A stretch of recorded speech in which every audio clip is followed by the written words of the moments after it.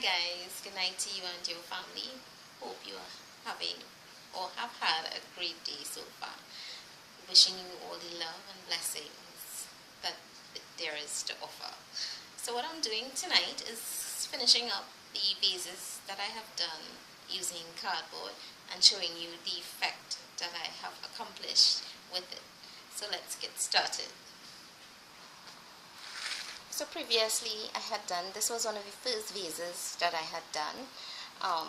Just going to review what I did. I had made the template of a paper, cut it out on cardboard and finish it with the joint compound. This is the one that I did with the joint compound, so that it gave me, this lovely effect, this roughness kind of effect. And I just painted it white with white primer. So I'm now gonna finish it up. I'm using today Rust-Oleum. It's a American accent and it's a satin metallic finish. So I'm using this to finish it off today, and I'm just using napkins to blot it off at intervals. You can use whatever it is you want. Of course, you can use your sea sponge or your sponges at home to get the finish. I've already started it, and this is the effect that I have gotten. So it's a gold finish. I'm just going to continue on and show you what I did. I'm just going to be dry brushing this on, and I'm just going to randomly brush it on.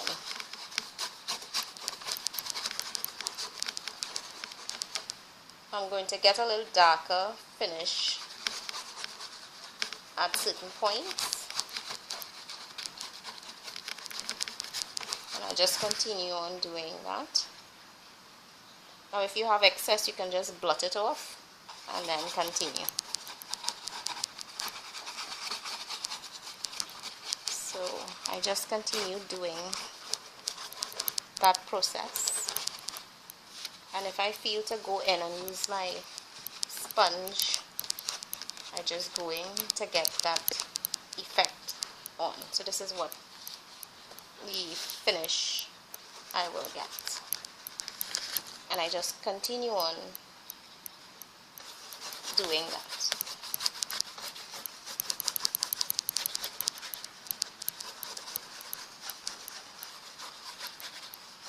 So what the kind of look that I'm seeing here is a kind of aged look, and it looks really pretty when it's done.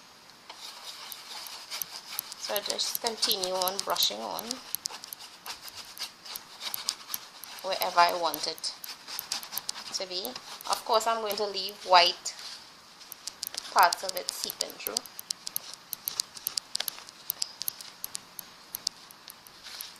So of course, when that's done, I am going to do the inside where it's going to be showing, because I love my insides just as nice as my outsides. And this is a very fast drying paint. So I don't want any more on this. I want this look. I want the white showing through. I want that kind of rustic look, So I'm just going to leave this to dry for a bit and start on the other one. On this one, I had to get it done beforehand because this is varnish. It's a mahogany varnish, and varnish takes quite a while to dry, so I had to do it beforehand. But what I want to show you is I left the paper because I wanted that effect. And I just varnished over. I did not prime or anything. So that I get this aged look with this paper showing through. This is newspaper that I use, and I like this look, so that's why I left it like that. So you get this lovely effect with all the paper writings coming through. And all I'm going to do to this is add some. This is dry peas. I like to use it have these. The reason I'm using these white and cream is because I like the color effect that I get from it. So I'm just gonna stick them in at random. I have 4 of these, so I'm just using these to the sides. Like I said, I love the effect that I get from that.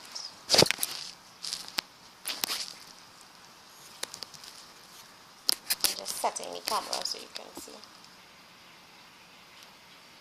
So I have these pieces. I'm just going to insert it in.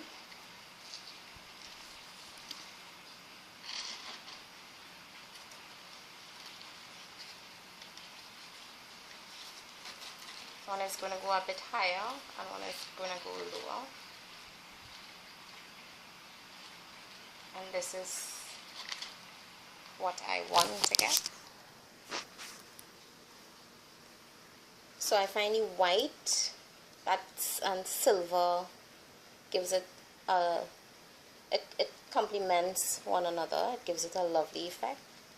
And of course I have my peas in there. I don't know if you can see it, but this is the other look that I was going for. So on this one, this is the last one that I did. This was primed with white paint. Then I used a Calypso color on the after the primer. I painted the whole thing, and then I came back with using this roller sponge. Has some little characters on it, little bunny heads and stuff, but I didn't see that effect when I did it, and I just dipped it in purple paint and I roll it on it. So I wasn't getting the effect from this, but it came out looking like that I was doing a sponging effect. Then I used my twine and I wrapped it around the top edge, and then I do these swirlies with it. I'm going to show you how I got those there. So what I used was my glue gun,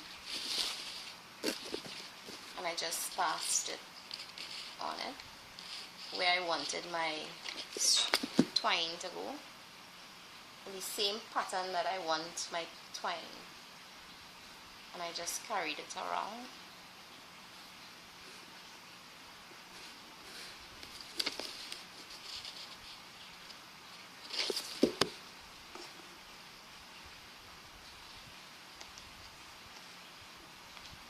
And you can swirl however you like.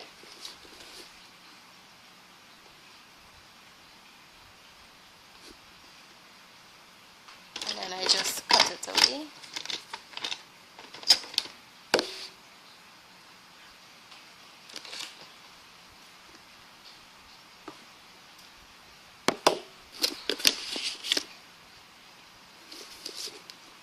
So this is the effect that I got.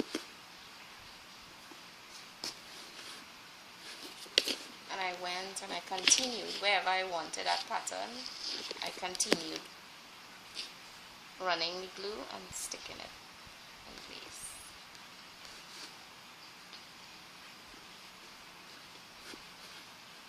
Now remember, with the glue gun, it dries fast, so if you wanted to work with another type of glue, that's up to you. So this is how I got my patterns.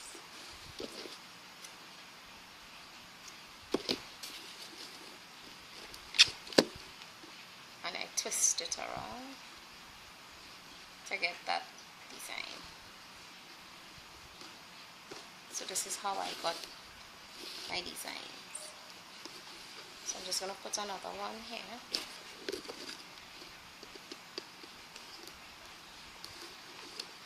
You can make it as big as you want to, or as small as you want to, or as many as you would like, or as few as you would want.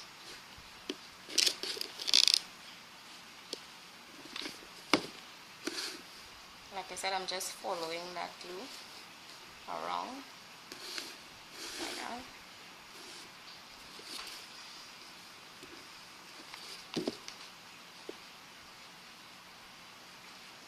Until I get the pattern that I want. So I'm just going to put a little bit on the inside and carry it around like that. So this is the design I got, and this is how it looks. And I swear this looks like some type of, you know, concrete or expensive finish. So I'm pretty satisfied with it, how it is here so far. And this is the finished effect. What I'm doing now is just running some of the twine around the base of it.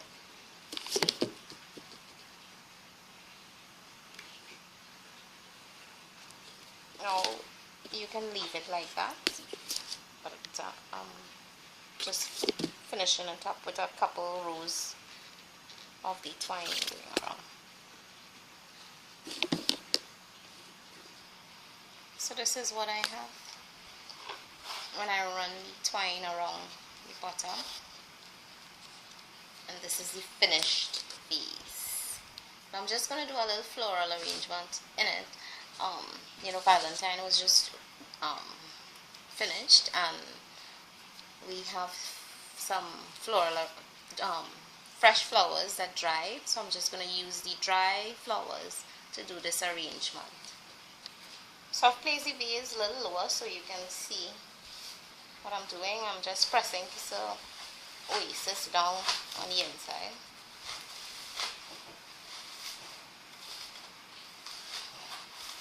Now there's no need for this oasis to be wet because the flowers are already dried. And what I have is some baby's bread, some dry roses, and they really have a lovely smell to them. And I have some foliage.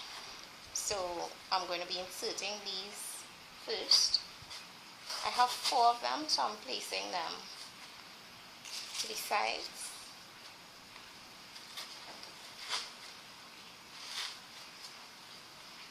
And you wouldn't believe dry flowers look just as lovely as fresh. So I'll just insert these on the sides. I'll remove the dry, the leaves that are yellowing. I'll just cut them away.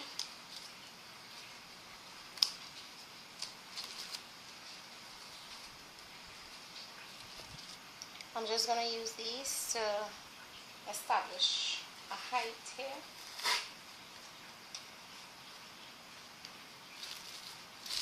And I'll take one of my rows, place it just in front of it.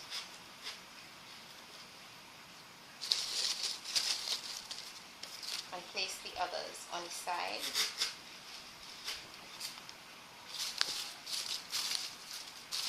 Looking for one with the same height.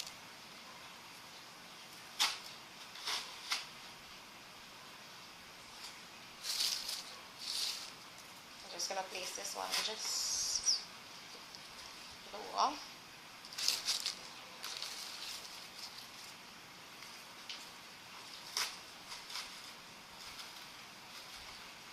And I have 2 more. I'm just going to put one right in front here. Actually, this is a little longer, so I'm just going to put that in.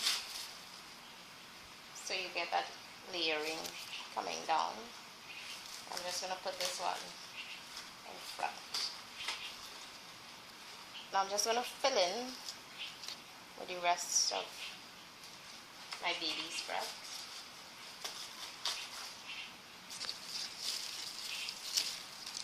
I'm placing one to the back.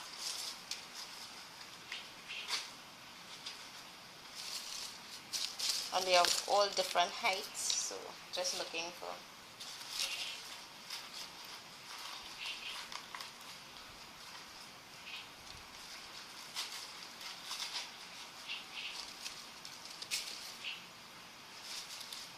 putting one behind the rose and just filling in as I go.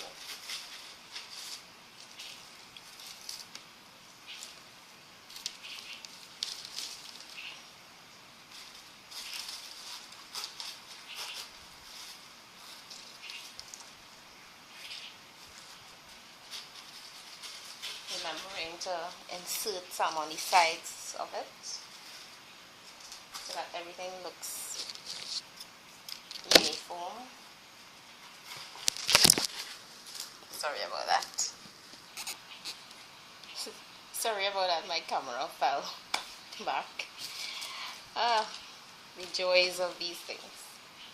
So like I said, I'm finishing filling in, putting behind the rose. I have these hollies. Just gonna place them in. I have 2 of them, so I'll put it on the either side. I have some purple, just adding a little color to it.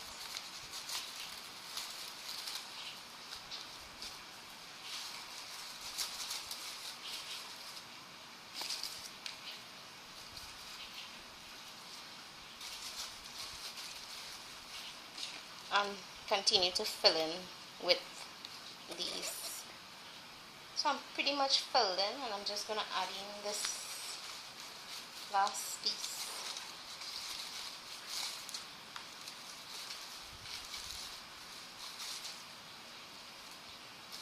I like doing this if it's the bird cage style.